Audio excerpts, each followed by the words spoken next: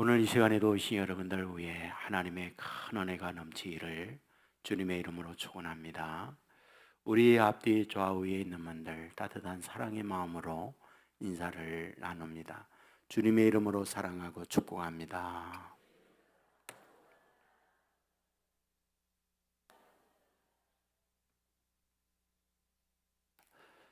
예, 감사합니다. 작년도에 유럽을 방문을 했을 때에 안내하는 선교사님께서 우리를 독일 뮌헨으로 인도를 했습니다. 뮌헨 가운데에 다카우라고 하는 곳을 가게 됐는데, 그 다하우라고 하는 그곳은 히틀러가 유대인 수용소를 처음으로 만든 그런 곳이 위치해 있었습니다. 그곳을 방문을 하면서 이곳저곳을 두루 살펴보게 됐는데, 그곳에 가게 되어지면 그들이 수용되어 있던 곳이 마치 돼지우리와 같은 공간에 그들을 집어넣었구나. 그리고 그곳에 지내면서 모진 고문과 어려움을 당했구나.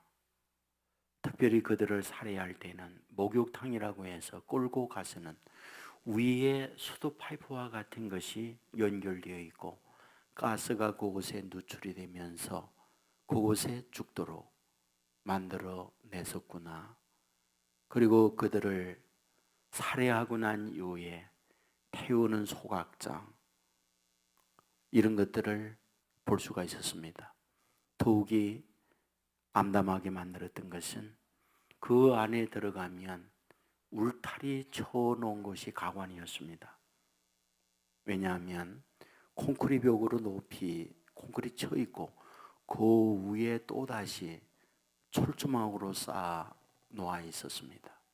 그리고 그 사이에 거대한 구덩이가 파여 있어서 그곳에 들어가면 스스로 나올 수 없도록 만들어져 있었습니다.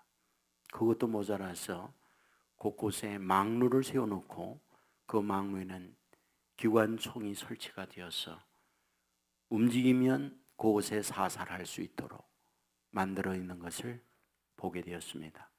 일단 그 안에 들어가면 넘을 수 없는 벽 앞에 인생은 처절하게 죽음을 맞이했던 공간, 그것이 유태인의 수용소였구나 하는 생각을 가지게 됐습니다. 저는 이런 생각을 가지게 됐습니다. 사람이란 공간과 장소만, 그리고 내용만 차이가 있을 뿐이지 누구나 다 살아가다 보면 이러한 한계, 넘을 수 없는 문제 앞에 좌절을 겪어야 하는 것이 우리의 인생이 아닐까, 이런 생각을 해보게 됩니다. 우리는 종종 넘사벽이라는 말을 씁니다. 넘을 수 없는 4차원의 벽이라는 말이기도 하죠. 무슨 뜻일까요? 경쟁에 있어서 늘 뒤처져요. 그렇다고 부모가 능력이 있어서 우리를 돕는 것도 아니에요. 그렇다고 자신이 능력이 있어서 경쟁에 앞서갈 수 있는 실력을 보유하고 있는 것도 아니에요. 내가 힘쓰지만, 또는 내가 노력을 하고 기도를 드리지만 늘상 한계 앞에서 무너지고 좌절하는 경우를 인생은 살아가다 보면은 다 경험을 하게 되는 거지요. 오늘 우리가 인생을 살아가면서 성경은 이럴 때에 어떻게 우리에게 가르쳐 주고 있을까 하는 문제를 오늘 여러분들과 함께 다루고 싶은 거죠. 여러분, 성경에도 보면은 넘을 수 없는 벽 앞에 좌절을 겪는 경우 많습니다.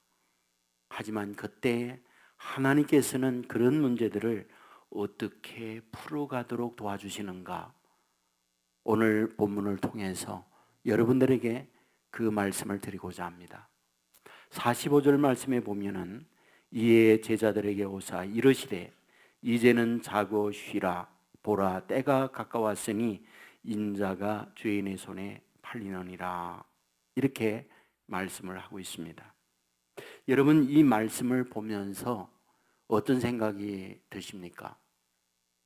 제가 다시 한번 천천히 읽어드릴 터인데 잘 좀 들으세요. 이에 제자들에게 오사 이르시되 이제는 자고 쉬라. 보라, 때가 가까웠으니 인자가 죄인의 손에 팔리느니라. 어떤 생각이 드십니까? 아무 생각이 없죠. 예. 하지만 우리가 이 말씀을 보면 어떤 생각이 들어야 하느냐 하면 앞뒤가 맞지 않는 말씀을 하고 있다, 이런 생각을 가지 않는 거죠. 왜? 여기에서 보면은 이제는 자고 쉬라는 말씀을 하고 있습니다. 묻습니다. 언제 우리가 자고 쉴 수 있느냐는 거죠. 자고 쉰다는 말은 평안하다는 말이에요. 안정됐다는 말이에요. 자고 쉴 만한 여건이 조성됐다, 이런 뜻이라는 거죠. 자, 그런데 예수님께서 제자들에게 자고 쉬라는 이 말씀은 언제 하고 있느냐는 거죠. 사실은 자고 쉴 수 있는 환경은 아닌 때에 이 말씀을 하고 있는 거예요. 이 말씀의 배경은 어떤 것이냐 하면 예수님께서 십자가에 못 박힘을 앞두고 제자들과 함께 겟세마네 동산에 올라가셔서 기도를 드립니다. 여러분, 기도하기 전 제자들에게 예수님은 굉장히 무거운 말씀으로 이렇게 입을 엽니다. 내가 심히 고민하여 죽게 되었다. 너희는 깨어서 여기서 기도해라. 그리고 가셔서 주님은 기도하셨어요. 그리고 왔을 때에 제자들은 주님의 말씀을 따라 기도하고 깨어 있었느냐? 반대였죠. 졸며 잤다라고 말씀을 합니다. 그때 주님은 얘기합니다. 잠시 동안도 깨어 있을 수 없더냐? 깨어 기도하라고 말씀을 하세요.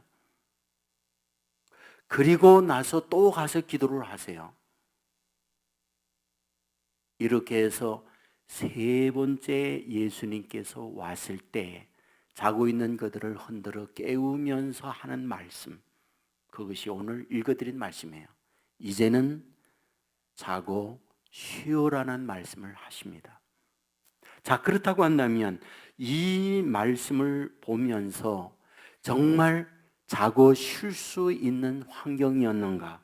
전혀 아니었다는 거죠. 왜? 오늘 읽을 본문 바로 아랫부분 47절 말씀에 보면 이런 기록이 있어요. 말씀하실 때 12 중의 하나인 유다가 왔는데 대제사장들과 백성의 장로들에게서 파송된 큰 무리가 칼과 몽치를 가지고 함께 하였더라. 무슨 말일까요? 겟세마네 동산에서 제자들과 함께 기도를 합니다. 어느 정도의 처절한 기도입니까? 땀방울이 핏방울이 되도록 기도를 하셨어요. 그런데 깨어 기도하자고 하는 예수님의 말씀에 아랑곳하지 아니하고 제자들은 졸며 잤다고 했습니다. 세 번째 와서 졸며 자고 있는 제자들을 깨우면서 이제는 자고 쉬어라 라는 말씀이 끝나고 나서 어떤 일? 가룟 유다가 예수님을 팔고 판 그들의 군대를 동원하여 예수님을 잡으러 왔다, 이렇게 성경은 기록하고 있다는 말입니다. 여러분, 예수님을 잡기 위하여 온 이들 어느 정도였습니까? 읽어드린 말씀에 보면 큰 무리라고 했어요. 여기에 큰 무리라는 것은 소대병력을 큰 무리라고 하지 않아요. 중대병력을 큰 무리라고 하잖아요. 적어도 큰 무리라는 것은 대대병력 이상의 군인들을 동원하여 왔다는 거죠. 그리고 그들이 맨손인가요? 성경은 말해요. 칼과 몽치를 가지고 왔다, 그런 얘기입니다. 여러분, 그런 가운데에 예수님의 제자들은 어떤 이들인가요? 그 누구도 이소룡의 중국 무술을 배운 사람 한 명도 없는 거죠. 그렇다고 칼잡이와 같이 칼을 쓰는 기술을 가지고 있는 사람 아무도 없는 거죠. 그들은 시골촌에서 고기를 잡으면서 하루하루 지내던 일반 촌사람들이에요. 바로 그런 가운데에 예수님을 잡기 위하여 큰 무리가 오게 된 거죠. 자, 이런 상황에 있을 때 어떤가요? 불안합니다. 두려움이 있습니다. 여러분, 자던 사람도 깨어날 수밖에 없어요. 졸며 잔다는 것, 아니 쉰다고 하는 것, 있을 수 없는 일이죠. 그런데 예수님은 뭐라고 말합니까? 이제는 너희들은 자고 쉬라, 이 말씀을 하고 있는 거죠. 우리가 이 말씀을 보면서 어떤 생각이 듭니까? 적어도 사람의 생각이라면 이런 상황을 바라본다면 예수님은 어찌해야 됩니까? 나를 잡으러 오는 이들이 있구나. 정신을 똑바로 차려라. 정신을 차리면 호랑이에게 물려간다 할지라도 살아날 수 있다는 말 너희들 알지? 저들이 큰 무리가 되어 나를 잡으러 올 때에 너희들 정신 바짝 차려야 돼. 베드로, 너는 저 앞에 있어. 안드레, 너는 그 옆에 있어. 그리고 요한, 너는 저 우편에 있어. 빌리, 너는 좌편에 있어. 그리고 나머지 제자들 앞부분에 방패가 돼야 돼. 그리고 나를 지켜야 돼. 라고 말해야 된다는 거죠. 그런데 이런 현실에 있을 때 뭐라고 말합니까? 너희들은 가서 다 자고 쉬라는 거예요. 자신이 체포되고 자신이 어려움을 만날 수 있는 상황인데 어찌하여 예수님은 제자들에게 가서 자고 쉬라는 말씀을 하고 있느냐는 거죠. 우리는 여기서 깨닫는 바가 있습니다. 예수님은 제자들을 누구보다 잘 알고 있다는 것. 제자들이 어떤 이들입니까? 훌륭한 부모 밑에 가정교육을 받으며 인생의 삶의 훈련을 받으며 성장한 자녀들이 아니라는 걸 예수님은 알아요. 3년 동안 예수님과 더불어 지내면서 한 사람 한 사람 그들의 성향, 그들의 능력에 대해 다 잘 알고 있어요. 남다른 많은 공부를 한 것도 아니고, 그렇다고 좋은 집안의 재정적 지원을 갖고 있는 자녀들도 아니고, 그렇다고 경쟁에 있어서 탁월한 능력이 있어서 앞서가는 그러한 능력의 사람들도 아니에요. 여러분, 문제는 뭡니까? 그들이 다가와 나를 체포할 때 그들은 어떠하다? 할 수 있는 것이 아무것도 없다는 거예요. 여러분, 붙들려 예수님은 고난과 아픔을 겪을 주님은 보고 있어요. 가족 채찍끝에 쇠가 달려 있어서 내려칠 때마다 쇠가 살에 박히고 덜 때마다 살점이 튀겨나가고 피가 낭자히 흐르는 고통이 기다리고 있는 걸 알아요. 그리고 모진 모욕과 그리고 박해가 기다리고 있는 걸 알아요. 문제는 무엇입니까? 제자들은 그 길을 갈 수 없다는 거예요. 제자들은 자신이 겪고 있는 고고난 그 아픔의 길을 갈 수 없다는 거예요. 여러분, 그렇기 때문에 예수님께서 하신 말씀이 무엇입니까? 마태복음 26장 41절에 보면 마음에는 원이로되 육신이 약하도다, 이 말씀을 하세요. 무슨 말인가요? 내가 십자가에 죽는다고 할 때 너희들은 말을 했지. 모두가 다 주를 버린다 할지라도 우리는 주님을 쫓겠다고 너희들은 그런 말을 했지. 그러나 너에게 생명의 위협을 당하면 따라오지 못하고 있는 걸 나는 알고 있다. 너희들은 마음의 원이지만 그렇다고 원하는 대로 너희들이 되는 건 아니야. 이 말씀을 하는 거죠. 모두가 다 버리고 간다 할지라도 나는 주님을 쫓겠다. 베드로, 너는 그렇게 말을 하지. 다구길 전 너는 3번씩이나 나를 부인하고 배신할 거야. 너희들의 마음이 없어서가 아니야. 마음은 굴뚝같이. 그러나 삶의 현실은 너의 마음에 먹은 대로 너의 인생이 열려지는 건 아니야. 이제 십자가를 지고 고난과 아픔의 길을 가야 하는데 너희들이 마음은 원이지. 그러나 너희가 원한 대로 그 길을 갈 수가 없어. 나 홀로 가서 멸시를 받을 것이고, 나 홀로 가서 밟히게 될 것이고, 나 홀로 가서 십자가를 지게 될 거야. 그러니 너희는 이제 가서 쉬고 자라. 이 말씀을 하고 있다는 말이에요. 이 말의 의미란 무엇입니까? 너희가 넘을 수 없는 한계 앞에서 마음은 원이지만 주저앉을 수 있지. 그것을 내가 스스로 하기 위하여 그 길을 갈게. 너희는 여기까지야. 너희는 넘을 수 없어. 여기서 끝이야. 이제는 내가 그 길을 갈 거야. 이 말씀이라는 거죠. 우리는 인생을 살면서 절망하는 일을 만나요. 우리는 살면서 힘쓰지만은 다툼과 갈등을 겪기도 해요. 우리는 아름답게 살아가고자 하지만 추한 모습의 삶이 구겨지고 아파하는 경우들도 많아요. 때로는 건강한 삶을 살기를 원하지만 질병의 시달림을 겪기도 해요. 왜 우리의 인생이 이럴까요? 마음은 원하는데 삶의 현실은 우리로 하여금 고통과 아픔으로 내모는 이유가 어디에 있을까요? 성경은 말하고 있어요. 범죄야 에덴에서 추방하고 추방된 인생의 삶이라고 하는 것은 마음에 수많은 원함, 소원이 있지만은 이런 것들이 다 무너져 내리고 고통과 아픔 가운데 살고 있다고 하는 것. 이게 우리 인생이라는 거죠. 주님은 알고 있어요. 모두가 다 버린다 할지라도 나만은 주님을 쫓겠습니다. 하지만 산산조각이 무너져 내리는 제자들의 모습을 알고 있다는 거예요. 그 모습에 바람이 들고 무언가 해낼 수 있다고 큰 소리 치고 있지만 어림을 만날 때 그 앞에서 무너져 내리고 울고 있을 그들의 앞날을 누구보다 주님은 잘 알고 있다는 말이에요. 어떤 어려움과 문제를 만난다 할지라도 주저앉지 않고 넉넉하게 그 문제를 풀어가고자 하는 우리의 강한 의지가 있다 할지라도 나약하여 문제 앞에서 산산이 무너져 내리는 초라한 존재인 것을 주님은 알고 있다는 거예요. 그래서 말씀하는 거죠. 너희는 마음에 원하지만 육신이 약하여 그 일을 하지 못해. 내가 대신 해줄게. 그리고 묵묵히 홀로 가셔서 모진 고난을 당하시고 십자가를 지는 것이 예수 그리스도의 십자가라는 말이죠. 십자가가 무엇입니까? 너희가 하지 못하는 걸 내가 해주는 자리라는 거죠. 십자가란 무엇라는 것입니까? 너희가 넘을 수 없는 그것을 넘도록 만드는 능력, 그것이 십자가라고 말하고 있는 거죠. 십자가란 무엇이란 말입니까? 너희가 절망하여 울고 있는 그것을 내가 희망으로 바꿔주는 자리가 십자가라고 우리에게 가르쳐주는 거죠.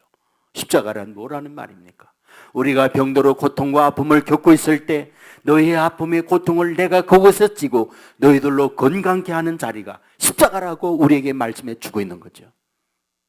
여러분, 이사야 53장 5절 말씀을 잘 알고 있습니다. 그가 찔림은 우리의 허물 때문이요 그가 상함은 우리의 죄악 때문이라. 그가 징계를 받음으로 우리가 평화를 누리고 그가 채찍에 맞음으로 우리가 나음을 받았도다. 무슨 말일까요? 우리 주님은 오셔서 찔림을 당했어요. 왜 찔리셨는가? 너희들의 허물 때문에 대신 그것을 당하셨다고 말씀해요. 예수님은 상하셨어요. 왜 상하셨는가?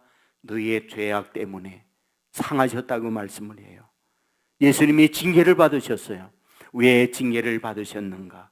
평화를 주기 위하여 징계를 받으셨다고 말씀해요. 채찍에 맞으셨어요. 왜? 우리 아픈 것을 대신 아파하기 위하여 채찍에 맞으셨다고 말씀을 하고 있어요. 무엇을 뜻하는 겁니까?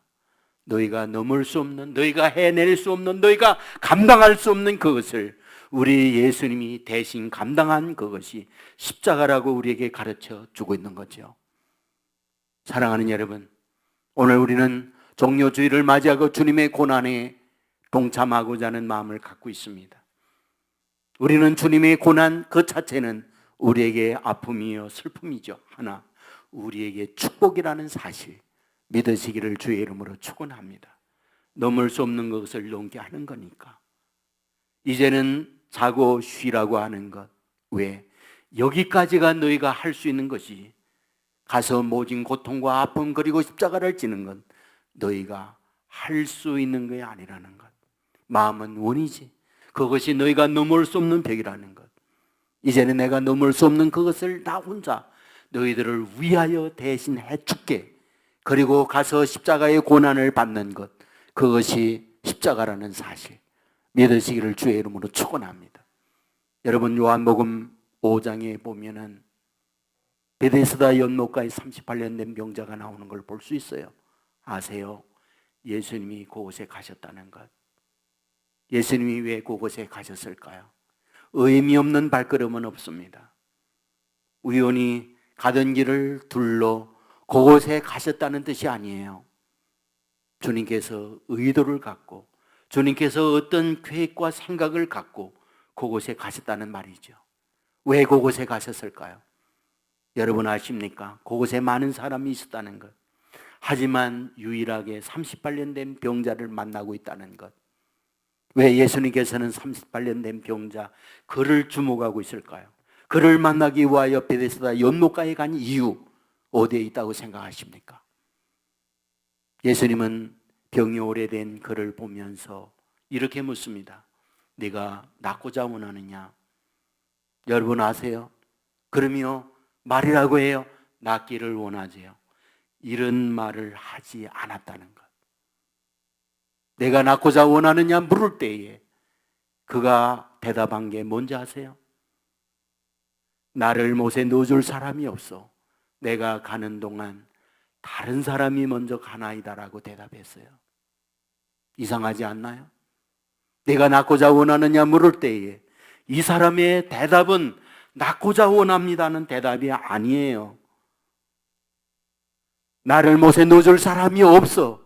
내가 가는 동안 다른 사람이 먼저 갑니다. 무슨 뜻입니까?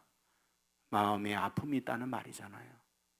마음에 상처가 있다는 말이잖아요. 한이 있다는 말이잖아요. 38년 된 병자란 무슨 말인가요? 오랫동안 병으로 앓던 사람, 중병에 걸린 사람이라는 말이죠. 이런 말을 여러분은 아시죠? 김병에 효자 없다는 말. 오랫동안 병으로 고생하고 있을 때에 가족들은 어떠했을까요? 처음에 병 났을 때에 사랑하는 아들 병 고치기 위하여 많은 병원비를 들였겠지요. 약을 조제하여 먹였겠지요. 하지만 병은 호전되지 아니하고 중병으로 들어가면서 가진 재산을 하나 둘씩 잃어가면서 지금 38년 된 병자 베데스다의 연못가에 어떠하다 자기 혼자 와 있다는 거예요. 그곳에는 혼자 환자가 아니에요. 전국에서 수많은 환자들이 몰려들었어요. 왜? 그 연못은 전설이 있었어요. 수아비오에서 물이 위로 솟구치는 간을천이었는데 그때 누구든지 어떤 병에 걸렸든지 연못에 뛰어드는 첫 번째 사람이 어떤 병이든 고침을 받는다는 전설이었죠. 그러므로 전국에서 사람들이 모여들었는데 어떤가요? 자기만이 중병 환자예요. 거동이 불편합니다. 다른 여러 환자들은 경미한 경환자들이에요. 더 슬픈 게 뭔지 아세요? 그들은 보호자가 한둘씩 다 있는 거죠. 더 슬픈 게 뭔지 아세요? 자기는 중병에 걸려 있으면서 그 누구도 자기를 도와줄 사람이 없는 거죠. 그곳에 온 것이 어제 왔다는 말이 아니죠. 얼마나 많은 세월 동안 그곳에 눈물을 흘리며 아파하며 있었는지 모르죠. 보호자들은 먹을 걸 가지고 와서 쉬는 시간에 환자와 더불어 먹으면서 비록 아픈 가운데 있지만은 웃음을 가질 수 있는 위로자가 있었죠. 그러나 그는 누구도 돌볼 사람이 없는, 그리고 함께하는 사람이 없는, 무리동할 때 일어날라 치면 벌써 경환자들이 그리고 보호자들이 양쪽에 팔을 끼고 물속으로 첨벙첨벙 뛰어드는 이런 현실이었다는 말이죠. 그렇기 때문에 오늘 성경이 뭐라고 말합니까? 무리동할 때 다른 이들이 먼저 갑니다. 나는 아무도 넣어줄 사람이 없습니다. 이것이 그가 하는 말이었죠. 여러분, 그런데 예수님께서 어떠합니까? 성경은 말하고 있습니다. 일어나 내 자리를 들고 걸어가라. 일어나 내 자리를 들고 걸어가라. 무슨 말인가요? 그래, 너는 혼자야. 그래, 너를 도울 수 있는 사람은 아무도 없어. 너는 중병에 걸렸어. 하지만 내가 너를 만나기 위해서 왔다. 넘을 수 없는 것을 넘게 하려고, 할 수 없는 것을 해주게 하려고.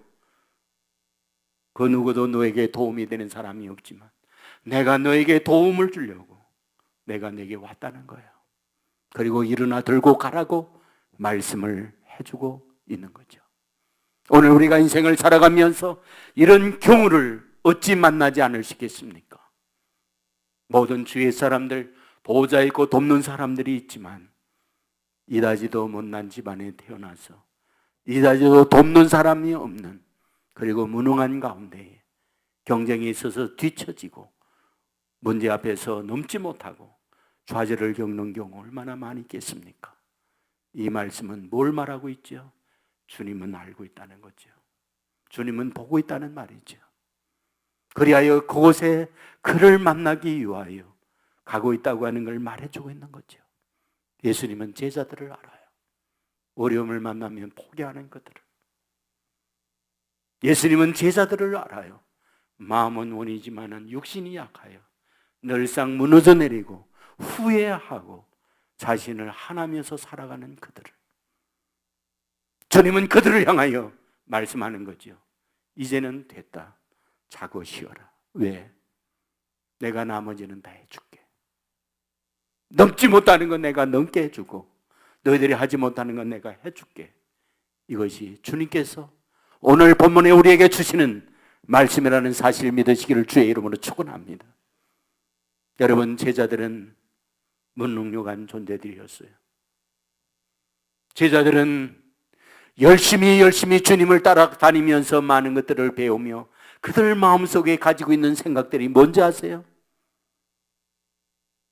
십자가에 못 박혀 돌아가실 것을 앞에 놓고 제자들과 함께 겟세마네 동산에 올라가면서 마음이 심히 괴로워 죽게 되었으니 깨어 기도하자고 할 때 그들은 졸며 잤어요. 마음에 관심이 없었어요. 오히려 예루살렘에 입성할 때에 누가 오른편에 앉을 것인가 왼편에 앉을 것인가 이러한 세속적 썩어질 가치에 욕심을 품고 있는 것이 제자들이었어요. 어려움을 만나면 앞에서는 큰소리 치면서 다 버릴지라도 주님만 따라가겠습니다 하지만 위협을 만나면 3번씩 부인하며 자기를 걷어차버릴 그런 형편없는 썩어져갈 제자들을 예수님은 누구보다 아셨어요. 그런데 그런 제자들을 향하여 주님이 하시는 말씀, 됐다. 너희들은 여기까지야. 더 이상 갈 수가 없어. 내가 너희들을 위해서 대신 짐을 지고 그 일을 감당해 줄게. 이제는 너희들은 여기서 자고 쉬라고 말씀하고 있는 거지요. 주님은 홀로 가셔서 모진 고문을 당하셨어요. 주님은 홀로 가셔서 멸시 천대를 받으셨어요. 주님은 홀로 가셔서 끝내 십자가에 못 박혀 돌아가셨어요. 그 누구도 그 자리에 온 자가 없었어요. 위협을 받을 때에는 예수님을 3번씩 모른다 부인하고 차버린 그들이었어요. 주님은 부활하시고 난 이후에 가장 찾아간 곳이, 먼저 간 곳이 어디인가요? 갈릴리였다는 걸 아시잖아요. 왜 그곳에 가셨을까요? 자기를 등지고 배신하고 고향으로 가버린 제자들을 만나기 위해서죠.